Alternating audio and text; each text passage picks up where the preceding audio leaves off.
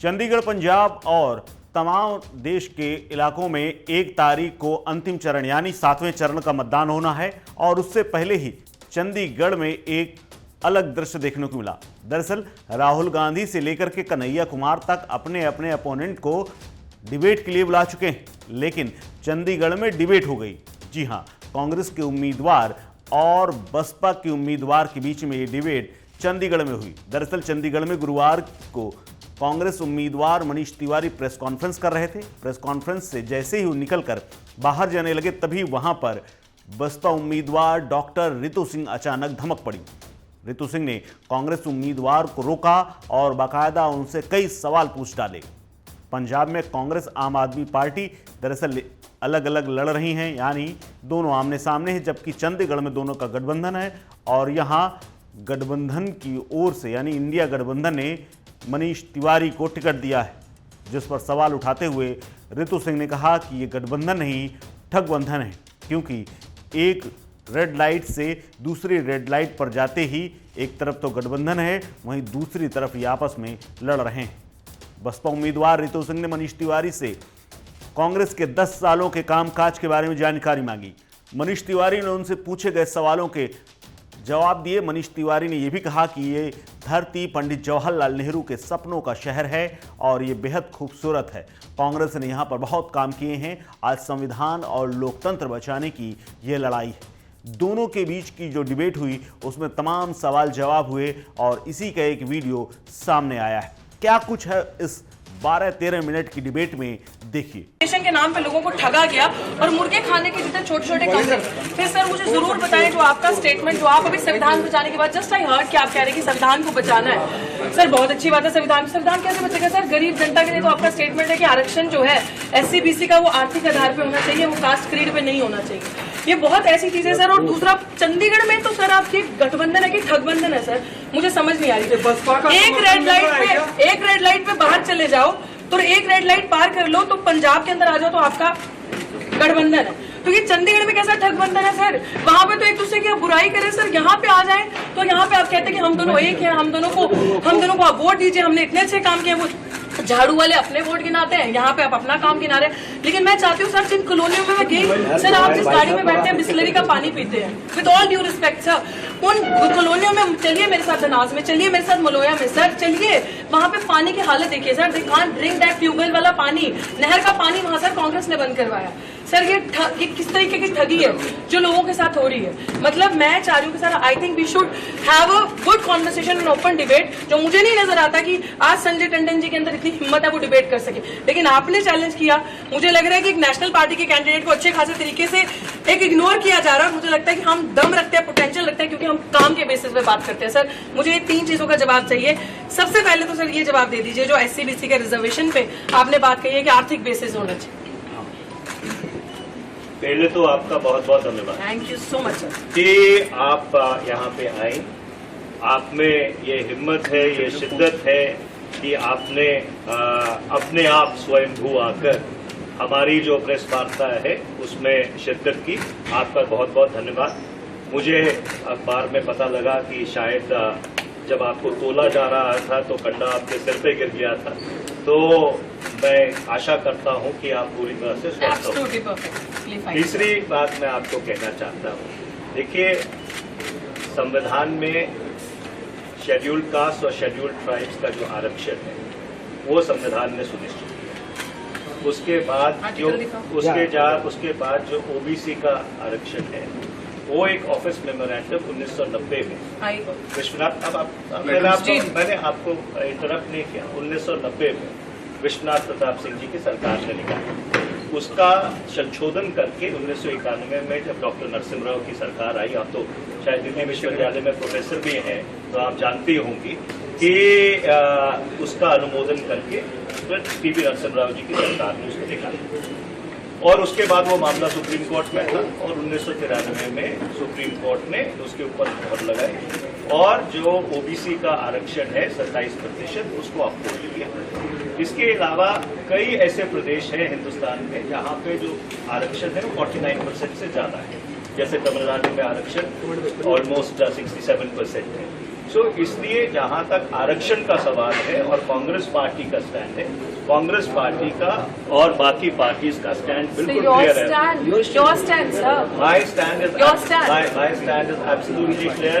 My stand is the stand of the Indian National Congress, and So means Indian National Congress जो है आप सबको देसी भाषा में समझाना चाहती है, वो संविधान के विरुद्ध काम कर रही है, लेकिन संविधान को बचाने की बात कर रही है। वो आरक्षण के विरुद्ध काम कर रही है कि आरक्षण का बेसिस जो है आर्थिक होना चाहिए, आरक्षण का बेसिस आर्थिक होना चाहिए। इनका स्टेटमेंट है, मैं आर्टिकल दिखा देती हूँ।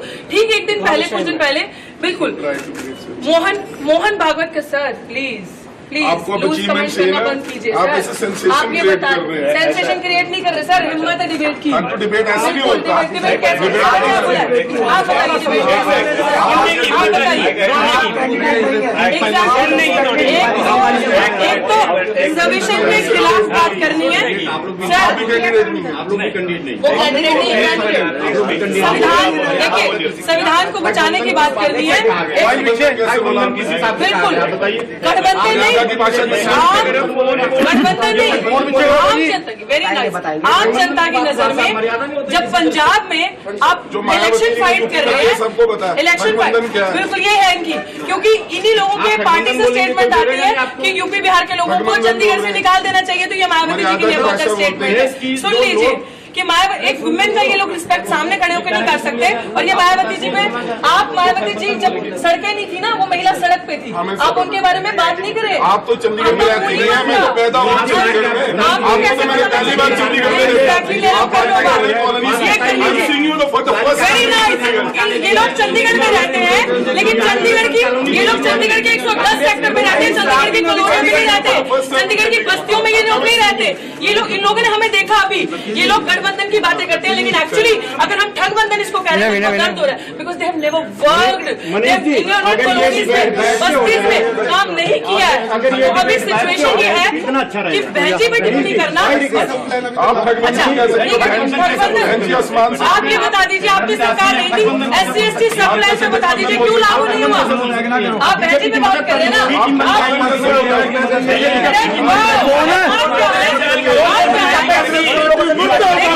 इनके पास कुछ नहीं है।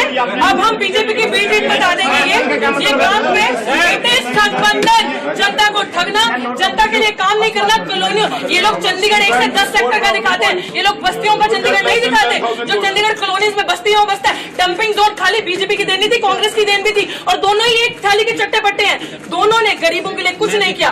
अब गरीबों के लिए मात्र एक आरक्षण ऐसी चीज थी जिनका उनके साथ अपलिफ्टमेंट हो सकता है। वो सोशली ऑप्रेस्ड, जो बैकवर्ड रह गए, जिनका सदियों से अत्याचार हुआ, जिनके साथ जिनका शोषण हुआ, उनको एक ऊपर उठने के लिए मात्र एक अपॉर्चुनिटी मिली। ये कह रहे हैं कि कांग्रेस का स्टैंड है, इट मींस कांग्रेस का स्टैंड एंटी रिजर्वेशन स्टैंड है, कांग्रेस का स्टैंड दलितों के खिलाफ है, कांग्रेस का स्टैंड बैकवर्ड समाज के खिलाफ है। गिनती करो का ड्रामा करके ये लोग अब ये दिखा रहे हैं कि हम लोग एंटी इन सारी चीजों के हैं। बहनजी पे टिप्पणी करना बदर, इनके पास और कुछ नहीं है, मुद्दों में बात नहीं करेंगे। चलो मेरे साथ उन बस्तियों में, जिन बस्तियों में मैं जा रही हूँ, लोग रो रहे हैं स्किन डिजीजेस से, जो डंपिंग जोन बना है यहाँ पे डड्डू माजरा के पास, लोग रो रहे हैं सांस की बीमारी से, लोगों के पास गंदा पानी, ट्यूबवेल का पानी पी रहे, नहर का पानी किसने नहीं दिया। These are the issues. बड़े बड़े जार्गनाइज्ड लैंग्वेज समझ नहीं आती गरीब जनता को, गरीब जनता जिसका वोट लेके ये लोग सरकारें बनाते हैं, भाजपा और कांग्रेस यहाँ पे।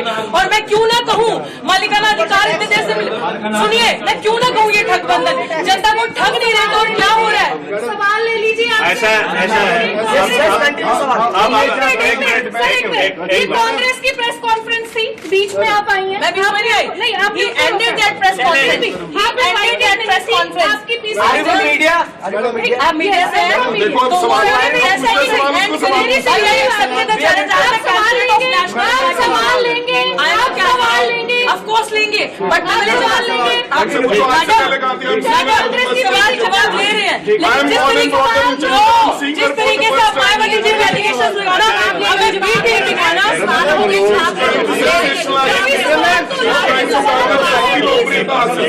5000 वोट मिलेंगे। देखिए ऐसा कि मैं इस बात का स्वागत करता हूँ कि बहुजन समाज पार्टी के जो उम्मीदवार हैं वो यहाँ पे आए, उन्होंने अपनी तरफ से एक राजनीतिक भाषण दिया। लोकतंत्र में हर आदमी को ये हक है कि एक मिनट आप मैंने इंटरप्ट नहीं किया। मैडम जी आप चुप हो जाइए, मैडम जी आप चुप हो जाइए, मैडम जी उनकी बात को सुना दीजिए। सवाल पूछ रहे हैं, सवाल पूछ रहे हैं, आप चुप हो जाइए, उनकी बात को रखने दीजिए। आपने भाषण देना बाहर जाकर दीजिए।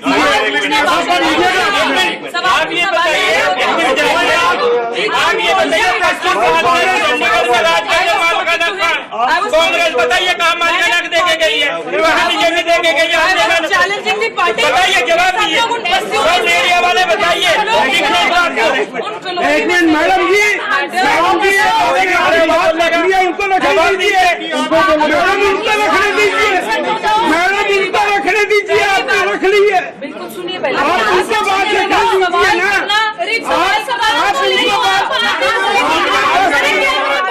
ये सवाल ही नहीं ले रही है, बंद कर दो, नहीं ले रही है सवाल